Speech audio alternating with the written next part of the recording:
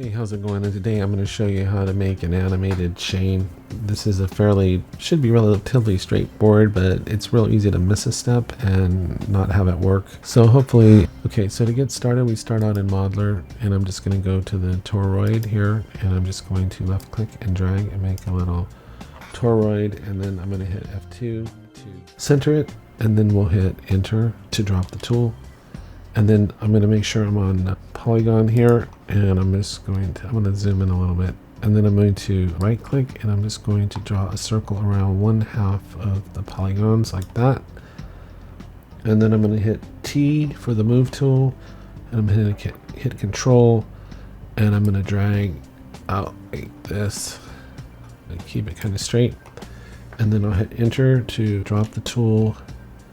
I'll hit click here on the gray to deselect, and I'll hit F2 to center it.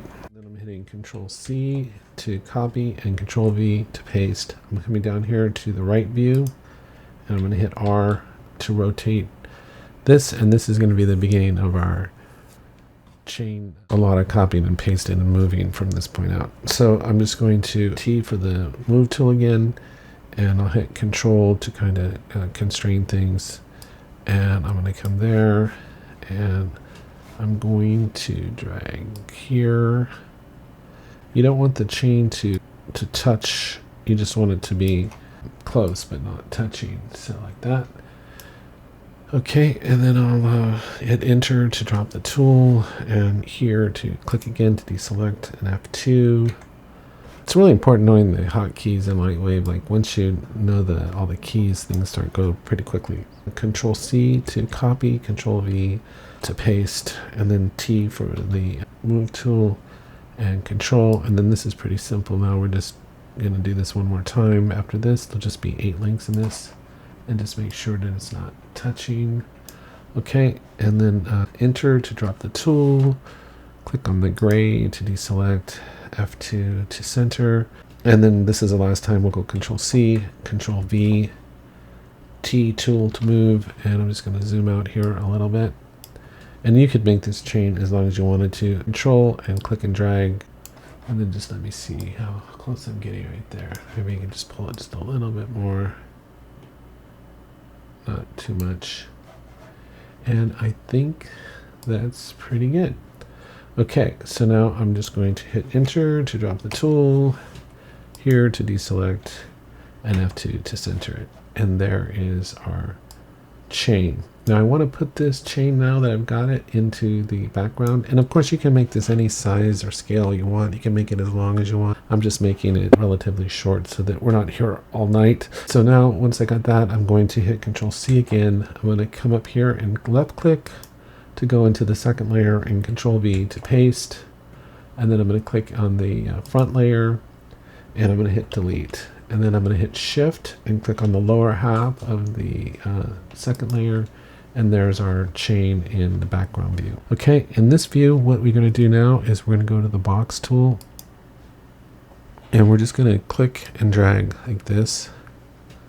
And I already have segments in there, but if you hit the arrow keys, you can make them, let's say like this. You just hit the right arrow key and you add segments so that there's as many boxes as there are links. So there's a point on each point in the chain, I guess, like that. And then we're going to hit enter. So we're going to make sure that this is centered in the chain like so. And then we're going to hit enter to drop the tool. And then we'll make sure we're on points, and then we're going to right click, and we're going to select just the top points here like that, and then we're going to delete them. And at this point, I'd say we're basically halfway through the tutorial. I think there is the principle in LightWave that if nothing's selected, everything's selected. So if I hit T, I should be able I want to move this up there a little bit more like that. Okay. And I'll hit enter and drop that. So now what we're going to do, we're on the first layer and we're on this 2-point poly chain. What I'm going to do is I'm going to click and drag again and select them all. And then I'm going to come down here to the weight map, and I'm going to click down here and go to new, and we'll just leave it on weight, and we're going to create a weight map. And we'll go like that, create. Okay.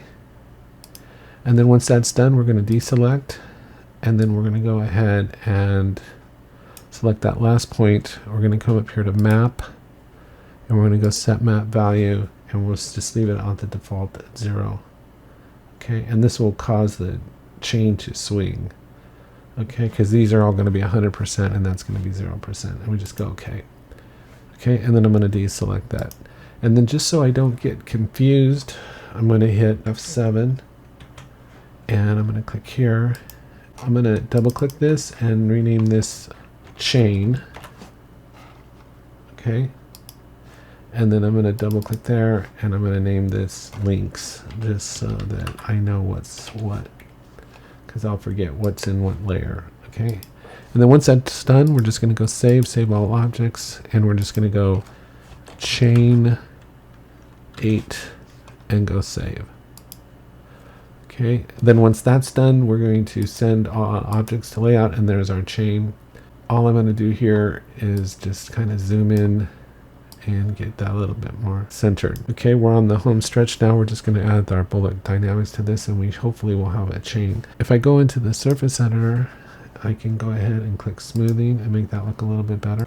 And then if I come down here, I want to make sure that I'm on chain, and then I want to go to deforming body, make sure bullet dynamics is enabled, and go to item properties.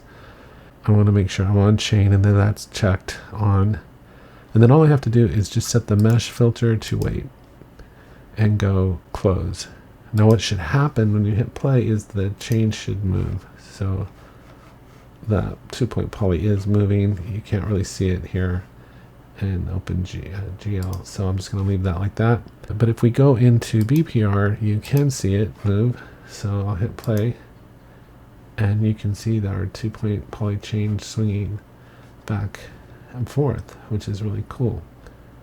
Now if you want it to swing longer, you can set your end frames longer, so I can put it to 300. Okay, now all we have to do is attach the chain to our 2-point poly chain. So to do that, we just want to make sure that we're on. I can get out of, let me get out of BPR real fast. If I go, I'm on the chain and I go to properties, I can go make sure to go to nodal displacement. I can double click this, and then you want to go to meta links. It's right there. I typed it in, and you double click here, and you want to link this to the chain. So is that right? So you're linking the links to the chain, and then you just drag this into input. If everything went correctly, the whole thing should to drop. So I must have made a mistake. Hold on.